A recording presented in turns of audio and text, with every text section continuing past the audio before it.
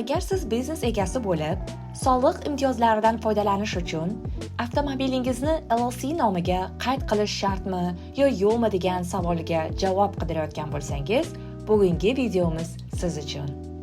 Assalomu alaykum. Mening ismim Umida, CPA va bugun muhokama qilmoqchi bo'lgan mavzularimdan biri nega aksariyat biznes egalari avtomobillarini LLC nomiga rasmiylashtirish kerakmi yoki shaxsiy nomda qoldirish kerakmi degan masalada chalkashliklarga duch kelishadi. Buning asosiy sababi shundaki, ko'p biznes egalari tadbirkor bo'lishdan oldin avtomobillarni shaxsiy nomlariga sotib olishgan. Shuning uchun shu mashinani biznes nomiga o'tkazib, soliqqa chegirma olish mumkinmi yoki yo'qmi degan savol tug'iladi.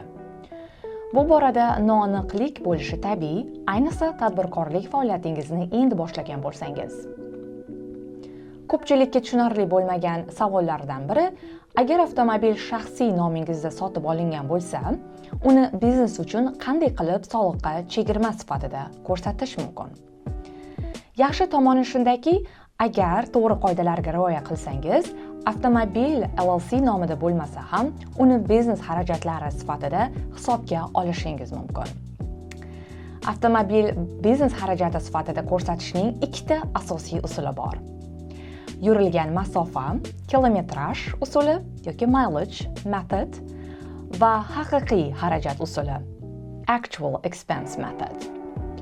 Yurilgan masofa, kilometraj, mileage usuli eng sodda usul bo'lib, bu usul orqali biznes uchun yurilgan masofa asosida chegirma olishingiz mumkin. 2025-yilda IRS tomonidan belgilangan standart stavka har bir mayl uchun 70 sentni tashkil qiladi. Masalan, agar siz yil davomida biznes uchun 15,000 milya yursangiz, $10,500 chegirma qilishingiz mumkin. Muhim eslatma, IRS talablariga binoan biznes yurilgan masofani aniq qayd etishingiz kerak. Buning uchun maxsus MileIQ yoki QuickBooks kabi ko'plab ilovalar yoki dasturlardan foydalanish tavsiya etiladi. Haqiqiy xarajat usuli murakkabroq va aniqroq hisob-kitoblarni talab qiladi. Bundan tashqari, har bir xarajatni to'liq hujjatlashtirish va kuzatish zarurdir. Bu usulga avtomobilni biznes maqsadida ishlatishga bog'liq bo'lgan barcha haqiqiy xarajatlar kiradi.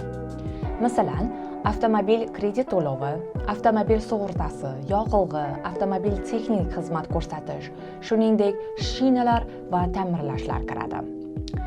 Agar avtomobilni biznes uchun kamida 50% ishlatsangiz, ushbu usul orqali xarajatlarni chegirma qilishingiz mumkin.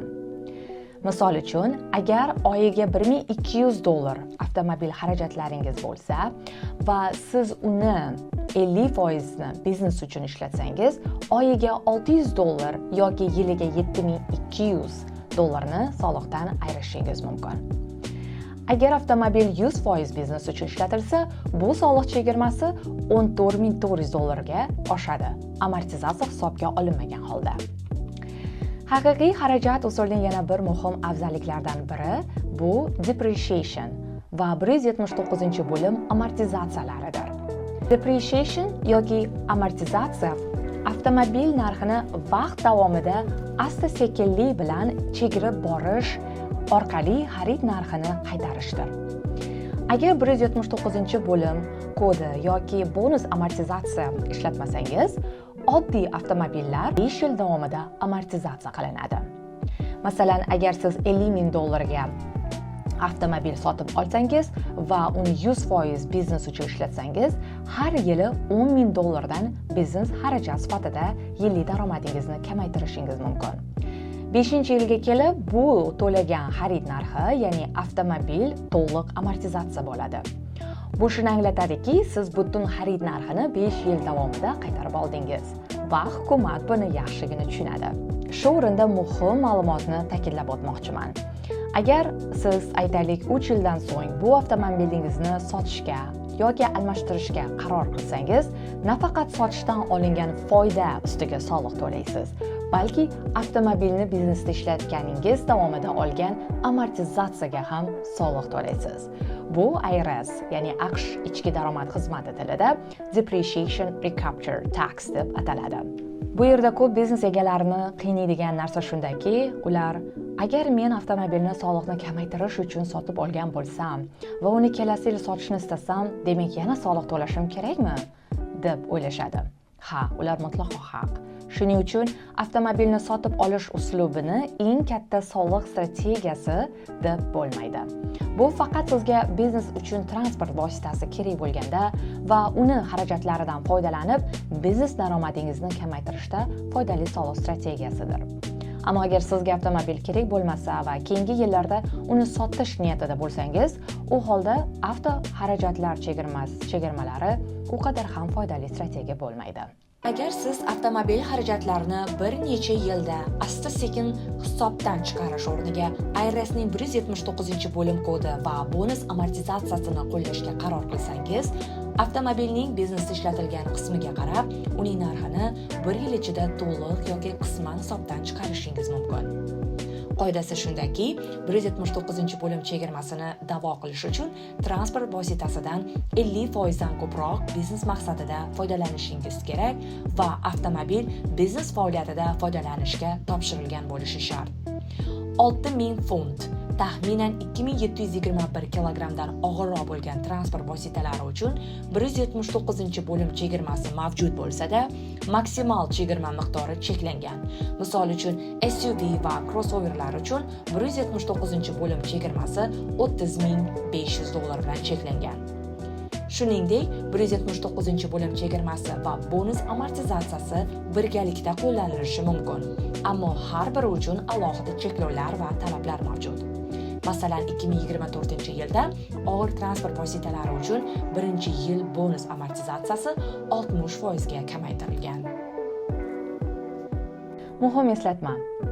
Agar siz 179-bo'lim yoki tezlashtirilgan amortizatsiya bonus depreciation usulidan foydalansangiz, kelgusi yillarda yurilgan masofa yoki kilometraj usuli mileage metodiga o'ta olmaysiz.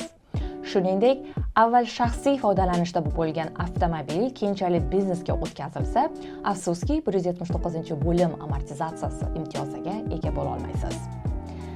Ko'rib turganingizdek, avtomobil LLC nomida bo'lmasa ham, uni biznes xarajatlari sifatida hisobga olishingiz mumkin. Xulosa qilib aytganda, avtomobilni LLC nomiga rasmiylashtirish yoki shaxsiy nomda qoldirish bu biznes sharoiti, ehtiyojlari va biznes egasining afzalliklariga bog'liq. Avtomobilni LLC nomiga rasmiylashtirish sizga soliqlarni tejash jarayonini soddalashtirish, shaxsiy ma'lumotingizni maxfiyligini oshirish va huquqiy himoya afzalliklarini taqdim etadi. Lekin har ikkala holatda ham, ya'ni avtomobil shaxsiy nomda yoki biznes nomda bo'lishidan qat'iy nazar, biznes maqsadida foydalanilgan xarajatlar haqiqiy xarajat usuli yoki yurilgan masofa kilometraj usuli orqali soliq chegirmalariga ega bo'lishi mumkinligini ko'rib chiqdik. Eng muhimi, avtomobilning biznes maqsadida ishlatilganligini aniq qayd etish va tegishli hujjatlarni yuritishdir. Agar sizga bu video yoqqan bo'lsa, like bosing va kanalimizga obuna bo'ling. Savollaringiz bo'lsa, izohlarda qoldiring. Keyingi videolarda ko'rishguncha xayr.